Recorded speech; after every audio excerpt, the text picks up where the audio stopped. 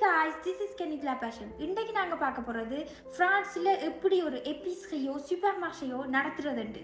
முதலாவது விஷயம் வந்து நீங்கள் ஒரு லோக்கல லூவே பண்ண வேணும் அல்லாட்டிக்கு அஷ்டே பண்ண வேணும். சினோ இருக்கிற ஒரு கடையை வாங்கலாம் அல்லாட்டிக்கு ஃபோந்து கொமர்ஸை வாங்க வேணும்.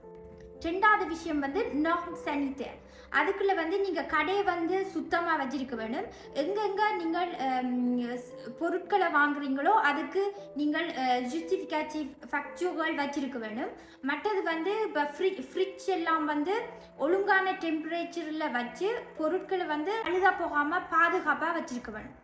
மூன்றாவது வந்து செக்யூரிட்டிக்குள்ளே என்ன அவியல் மீன் பண்ணுறீங்கன்னா கடையில் தச்சிலாம் ஆசோஞ்சி வந்தால் அதை எத்தாம் பண்ணுறதுக்கு எக்ஸ்டாங்டர் வச்சுருக்க வேணும். மற்றது இப்படி வெளியில் கடையை இந்த லோக்கலை விட்டு இப்படி வெளியில் போகிறதுக்கு ஒரு சைன் போர்ட் வச்சுருக்க வேணும். நாலாவது வந்து அக்ஸே ஹேண்டிகேப்பே. உங்களோட கடை வந்து ஒரு ஹேண்டிகேப் பர்சனை ரிசீவ் பண்ணக்கூடிய மாதிரி போர்ட் d'entrée அந்த குழுவாகளும் இருக்க வேணும். அஞ்சாவது வந்து உங்களோட கடைன்ற பேரில் ஒரு கம்பெனியை திறக்கிறது. நீங்கள் எத்தனை பேர் அதில் அந்த கடையில் இன்வெஸ்ட் பண்ணுறீங்களன்றதை வச்சு உங்களோட ஃபார்ம் ஜூரிட்டிக்கு நீங்கள் சூஸ் பண்ணலாம். ஆறாவது வந்து கண்டிப்பாக நீங்கள் கடைக்கு ஒரு இன்சூரன்ஸ் போட வேணும். ஏழாவது வந்து நீங்கள் கடைக்கேற்ற மார்ச்சண்டீஸை வாங்க வேணும். ப்ளஸ் அதை பே பண்ணுறதுக்கு டெர்மினல் தி சேபே அதுவும் வச்சிருக்க வேணும். மற்றது வந்து கட்டாயம் நீங்கள் ஒரு கேஸ் என்ரெஜிஸ்ட்ரேஷன் வச்சிருக்க வேணும். உங்களோட கெஸ்ஸிலிருந்து நீங்கள் ஒரு மாதத்துக்கு ஒருக்காவோ ஒரு நாளுக்கு ஒருக்காவோ எவ்வளவு உங்களுக்கு வருமானம் வந்தது, சேவையில் பே பண்ணினது எவ்வளவு, காசில் பே பண்ணினது எவ்வளவு தேவையா அதிலிருந்து நீங்கள் கொலெக்ட் பண்ணியிருக்கிறீங்கள்ன்ற இன்ஃபர்மேஷன் அதில் நீங்கள் எடுக்கக்கூடிய மாதிரி இருக்க வேண்டும். எட்டாவது விஷயம் வந்து நான் உங்களுக்கு சொல்லி தரப்போகிறேன். நீங்கள் எப்படி அந்த விற்கிற ப்ரைஸை கால்குலேட் பண்ணுறது.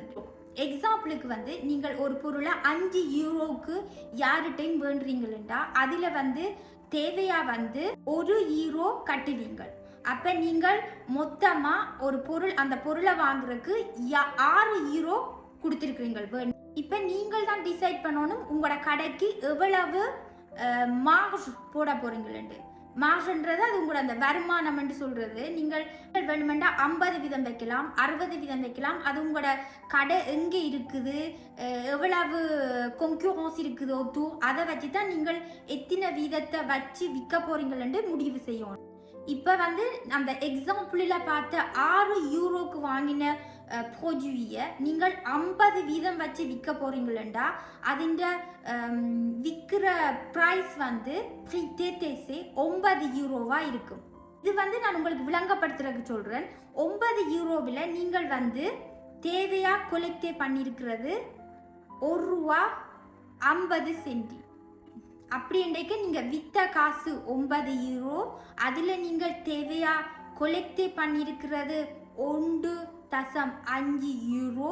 அப்படி இன்றைக்கு நீங்கள் விற்ற ப்ரீண்ட ஆஃப்டாக்ஸ் வந்து 7 யூரோ 50 சென்டி. பார்க்கும்போது நீங்கள் வந்து 1 யூரோ 50 சென்டி கொலெக்ட் பண்ணியிருக்கிறீங்க, 1 யூரோ வந்து பே பண்ணியிருக்கிறீங்க தேவையாத யூடியூப். அப்படி இன்றைக்குல நீங்கள் கண்டிப்பாக 50 சென்டி தேவையா கொலெக்டே திருப்பி நீங்கள் அரசாங்கத்துக்கு கட்ட வேணும்.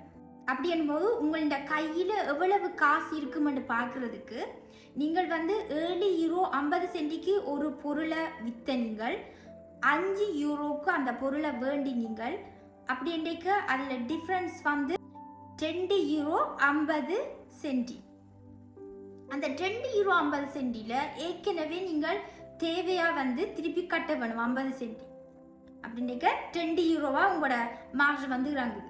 2 யூரோவில் நீங்கள் வந்து ஒவ்வொரு காலம் சேவையில் ஒங்கேசே பண்ணைக்குள்ள சேவையில் வந்து 2 சென்டி 1 சென்டி அப்படின்னு கழிப்பினா அதையும் கழிச்சா அதில் மிச்சம் இருக்கிறதான் உங்களோட லாபம். 7.5 யூரோக்கு விற்று 5 யூரோக்கு வாங்கி 3 தேவையா கொலெக்டே 50 சென்டி 2 சென்டி சேவைக்கு கட்டினா மிச்சம் 1 யூரோ 98 சென்டிம் தான் உங்களோட லாபம். 9வது விஷயம் வந்து நீங்கள் உங்களோட கடையில் வந்து ஆல்கஹால் விற்கிறீங்களா நீங்கள் வந்து முதல் ஒரு ஃபார்மேஷன் செய்ய வேணும். petite licence, grande licence இருக்குது. CIC UMES என்ற சில ஃபார்மேஷன் செய்கிற இடங்களில் ஒரு நாள் 2 நாள் ஃபார்மேஷன் செஞ்சால் காணும். நீங்கள் வந்து கடை திறக்க முதல் 15 நாளுக்கு முதலே உங்களோட மேரியில் நான் இப்படி ஆல்கஹால் விற்க போகிறேன்னு டிக்ளேர் பண்ண வேணும். 10வது விஷயம் வந்து நீங்கள் கொந்தாபிலிட்டி செய்கிறது. கொந்தாபிளுக்கு வந்து நீங்கள் வேண்டுற எல்லா இன்வாய்ஸையும் கொடுக்க வேணும். மற்றது தூலே மூவாவோ தூலே ஜோவோ நீங்கள் கேஸில் இருந்து அந்த துண்டெடுத்து அவருக்கு அனுப்ப வேணும். மற்றது உங்களோட பேங்க் ஸ்டேட்மெண்ட்ஸும் கொடுக்க வேணும். லாஸ்ட்டாக வந்து ஃபேக்சர் எலக்ட்ரானிக். ஃப்ரான்ஸில் இருக்கிற எல்லா கம்பெனியுமே செப்டம்பர் 2026 ஒரு பிளாட்ஃபார்ம் அக்ரேயை எடுக்க வேணும். அதால தான் உங்களுக்கு வந்து பெரிய பெரிய கம்பெனிகள் இன்வாய்ஸ் வந்து அந்த பிளாட்ஃபார்ம் அக்ரேலாம் அனுப்பிவினோம். எக்ஸாம்பிள் வந்து இடிஎஃப் வந்து இனி உங்களுக்கு இமெயிலையோ அல்லாட்டிக்கு பேப்பராகவோ உங்களுக்கு இன்வாய்ஸ் அனுப்பாது.